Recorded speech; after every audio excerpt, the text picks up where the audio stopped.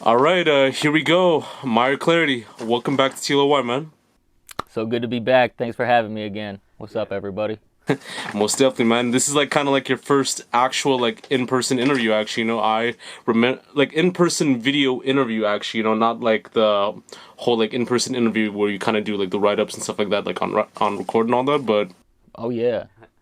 yeah, like since the last time we had to do it on Zoom, and initially we were actually supposed to do the in-person video interview on the first time last year, but COVID and the pandemic. Bro, it has been a whole roller coaster. It is crazy to just be like in person again. All my social skills have completely deteriorated over the pandemic. So, yeah, it's a vibe. It's great. It's good to be back in the flesh with you. I know we did a Zoom interview where I was live from the sewing room. So that was probably not me at my best. So I'm excited for part two to let people know what is going on. Yeah, most definitely. So let's get it started. So basically, you have a new single out right now, Marooned. It has like the more like Maroon 5 type of like influence like on the song too, and then a whole lot of other singles too, and then just recently a while back, with tour support and all that. So just getting into those two important like pieces of music right now, Marooned and like tour support. Like, what was like the creative process like, and the inspirations for both? Yeah, let me walk you through both. So let me start off with tour support and say that spanned from 3 different studios as an album. It was wild because it started initially with Boney and I. I think we linked up and worked on Her first. Might have been the first record. I got the worst memory for these kinds of things. But that shit would have been when Skeeves and I were living together. We had like a makeshift home studio. So that was called the Sweat Lodge. And we almost called tour support the Sweat Lodge just because the day we linked up and recorded, it's hot as fuck in there. It was brutal. No air conditioning, skylight, tight quarters. It was sweaty. Lots of weed. But yeah, we linked. We made Her. Realized that we had a real good dynamic going on, so we decided to make a couple more joints. And then it just turned into like Boney would come through for recording days and just knock out like 5 to 6 songs in like 3 takes kind of thing, just on some magician shit. And then I'd be the dude behind the boards like, all right, let's take these, let's create songs, let's build a whole fucking structure out of them, and then we would just throw ideas back and forth. And what started out as just like a couple singles, I was just trying to mess around and see, what sounded good, turned into a whole EP, and we got really excited about it. And tour support slowly became this like tour support slowly became this like fuck you-esque letter to the industry by independent artists for independent artists, because the whole thing was made in-house, and we were destroying in-house and everything. I was doing all the mixing and production and shit. Going back to what I was saying, we later moved studios to the downtown Front Street studio, which was the No Damn Good studios, originally the Heavy Ox studios. And we put in more work there when it was going through a transitionary period. And then once that shit got shut down for condos, I kind of finished up the album in the sewing room a little bit, just going through the final mixes and shit. And now we're here at the lovely, untitled Kill Zone. I guess Kills likes to call it Kill Zone. I think we need a name that's conducive to both of us. He needs to meet me halfway on this one. But, we'll call it something. I like the term the bunker. I feel like there's a lot of studios called the bunker. I Googled it. There were. Something in that vein. But yeah, tour support. That was wild. And I'm very proud of that body of work. And I also, the last thing I'll say about this record, before I fix myself being a sweaty wreck, is that it was kind of like, in addition to being like a fucking cool ass project that I'm really proud of, it was kind of like a way for me to prove to myself that I could Dr. Dre some shit. I could make something from start to finish with me being the only, like, the last line of defense in terms of mixes. Which that's scary, I like having other people. I don't really like trust myself for that kind of shit. So to be the last one on the line, it was basically a, what's the word I'm looking for? Self-actualization or something. I don't know. I had to prove to myself. I'm proud. We did it. We pulled it off.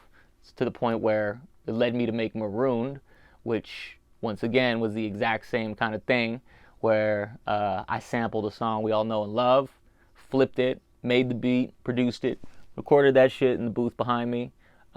It started out in the bedroom, which is why I say live from the motherfucking bedroom. But yeah, ended up polishing off the shit over here. And once again, last line of defense, I did the mixing, did the mastering, and sent the shit to Spotify, you know? We got to cut costs as artists since we're getting fractions of a penny out here. Most definitely, man. I know right now, like, sampling's like very like popular, like right now, like with music right now. So I know even recently there's this like weird term that I'm finding on like hip hop Twitter called like sample snitching and all that, in which I think a lot of like producers tend to like hide their samples like from people to find out and all that from like certain songs, and it's kind of like this whole like producers like no or like some sort of like shame thing, like if you like find the song of a sample, you know, like it's like snitching in that sense too. And even like with hip hop right now, I don't know if you know like the whole like New York drill sound like right now. I'm not up on my New York drill, but in regards to sample snitching, that's like part of like the producer culture is like a faux pas. It's like, don't snitch on me on what I flip.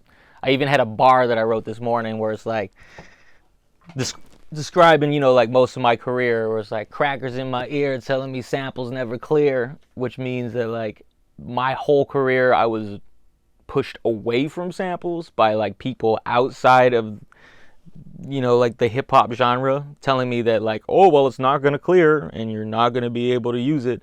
And your whole edge should be the fact that you don't have samples.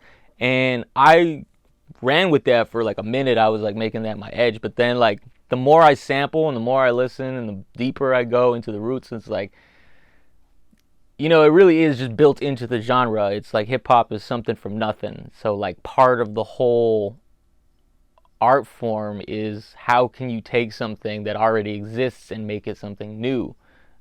And to try and avoid that is just gonna, you'll get a different sound. It might be a dope sound, but like the hip hop sound really is so ingrained in just, you know, flipping something. And it's something usually that's from childhood too.